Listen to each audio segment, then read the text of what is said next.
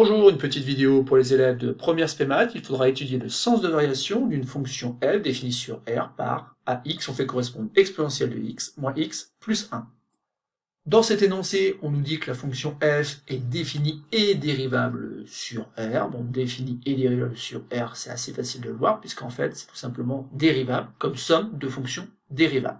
Il faudra dans un premier temps donc déterminer une expression de la fonction dérivée de f, et ensuite dresser le tableau de signes de f' de x sur R afin d'en déduire le tableau de variation de la fonction f sur R.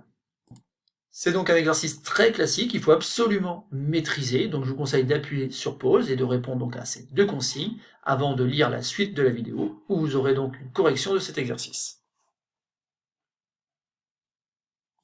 Donc passons à la correction de cet exercice. Dans un premier temps, donc, on doit déterminer une expression de la fonction dérivée de f. Donc ici, bien sûr, f, encore une fois, dérivable, sur R comme somme de fonctions dérivables sur R.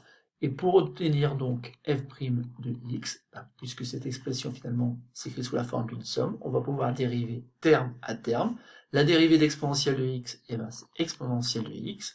Et ensuite, moins x plus 1, ça se dérive tout simplement en moins 1. Et donc, c'était très simple de déterminer une expression de f' de x. Ensuite, donc, on doit dresser le tableau de signes de f' de x. Et donc, on peut chercher par exemple les valeurs de x telles que f' de x soit strictement plus grand que 0. Bon, ça équivaut à trouver les valeurs de x qui font que exponentielle de x moins 1 soit strictement plus grand que 0, mais qui équivaut tout simplement à dire que exponentielle de x doit être strictement plus grand que 1. Alors ça, attention, c'est quelque chose de très courant dans les exercices. Cette inéquation peut se réécrire exponentielle de x strictement plus grand que exponentielle de 0. Et en utilisant le fait que la fonction exponentielle est strictement croissante, on va dire que exponentielle de x est strictement plus grand que exponentielle de 0, ça équivaut tout simplement à dire que x est plus grand que 0. Et ainsi, finalement, f' de x est du signe de x, c'est-à-dire que f' de x est positif, strictement positif, si et seulement si x est strictement positif. On pourrait donc avoir le même raisonnement avec le symbole inférieur strictement, et on trouverait donc que f' de x est inférieur strictement à 0, si et seulement si x est inférieur strictement à 0. Donc on peut, dans les exercices, éviter de l'écrire, puisqu'on va admettre que ça marche de la même façon.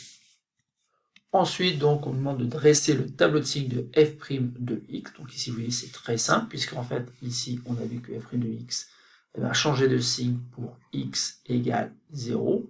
Et donc, avec le raisonnement que l'on a, on peut dire que f' de x, d'ailleurs, s'annule pour cette valeur-là.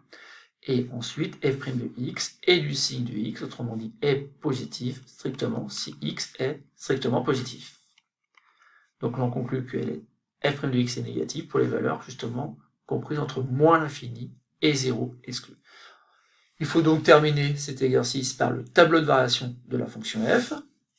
On peut pour cela tout simplement réutiliser le tableau de signes de f' de x en le complétant avec une nouvelle ligne sur laquelle on va pouvoir inscrire le sens de variation de la fonction f. Donc les propriétés de première nous disent que ici, de moins l'infini à 0, la fonction est strictement décroissante, puis de 0 à plus l'infini, la fonction est strictement croissante, et donc on a un minimum ici, un minimum qu'il faut donc calculer, qui correspond donc à f de 0.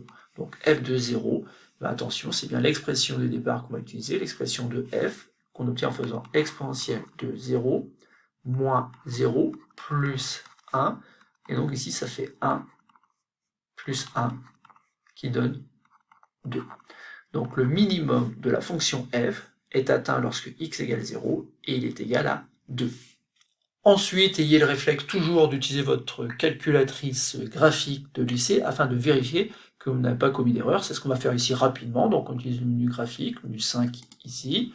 On va rentrer donc l'expression de la fonction, donc fonction qui est définie par f de x égale exponentielle de x moins x plus 1. Ensuite, donc, on va demander l'allure de la courbe. Et donc, vous voyez ici que la fenêtre graphique n'est peut-être pas satisfaisante, mais bon, en utilisant des flèches directionnelles, voilà ce qu'on obtient. Il est clair qu'ici, on a une fonction qui semble être strictement décroissante dans un premier temps, puis strictement croissante en admettant un minimum qui est bien égal à 2 lorsque x vaut 0. Et donc c'est terminé pour cette vidéo, Math Pelzo, on a bien obtenu le sens de variation de cette fonction f.